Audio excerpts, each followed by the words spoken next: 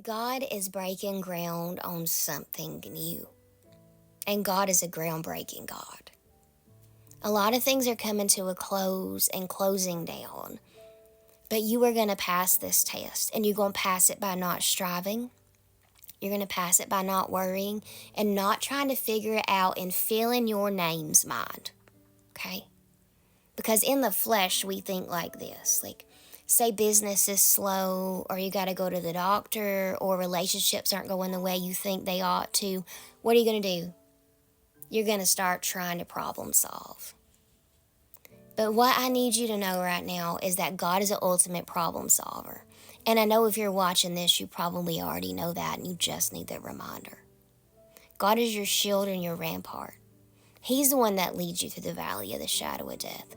And just because it looks like something is dying, don't mean that it's actually dead. It just means something new is getting ready to be born in this space. Let me ask you a question. If you wanted a whole new wardrobe, but your closet is full of all these old clothes you don't want, does God have room to bless you? Now, I don't mean to make this monetary, but it's the best example I can think of that'll give you a visual for how God works. Sometimes God needs to get a clean slate. Sometimes God needs it to look like you're starting all the way over. And you may say, Pastor Brooke, you don't understand. Starting all the way over is really hard. If anybody knows that, it's me. But if I could tell you anything about God, it's that every time he cleared something out, every time I felt like I was at ground zero. It wasn't ground zero. It was just God building on a firm foundation and breaking ground in a space where what I built would stand, where what he built would stand, where we built together would stand. The Lord has been so good to me and my family, and I know that he's going to be good to you and yours. Today I was walking by a chain of stores that were closing out for good, and 2 years ago, the manager of this store, the Lord had told me just to go up and just sing to her, ask if I was allowed to speak. God says, no, I want you to go up and say, sooner or later, he's going to turn it in your favor. He's making a way for me. Well, she just starts to cry because her grandmother sung the song. And not only that, but she was going through a divorce and she didn't know how she was going to take care of her 2 boys. Well, I didn't think she'd remember me. I wear a lot of wigs, and even people who know me go, Brooke, hey.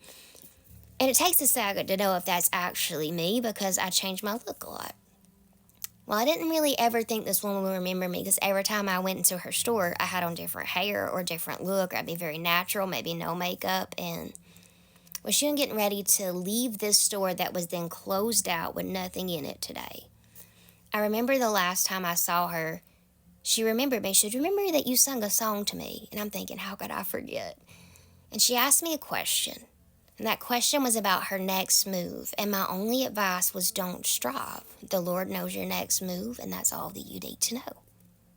And again, she looked the same way, like relieved and moved. And I passed by her again today, and the store had been completely cleaned out. There wasn't even nothing in there but one mannequin head, and everything else was gone. And I saw her walking around with her head down thinking.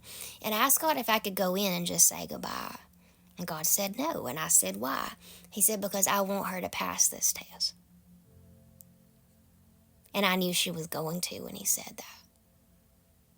And I look forward to maybe I never see her again. But I hope that God gives me a glimpse. Maybe I walk by her one day and maybe she's some owner of some company of her own and her boys are doing so well. Nothing would make me happier than to see her and see her doing well. I just need you to know that even if it's being cleared out, it don't mean it's over. And even if God is groundbreaking, he is a groundbreaking God. And sometimes that looks messy.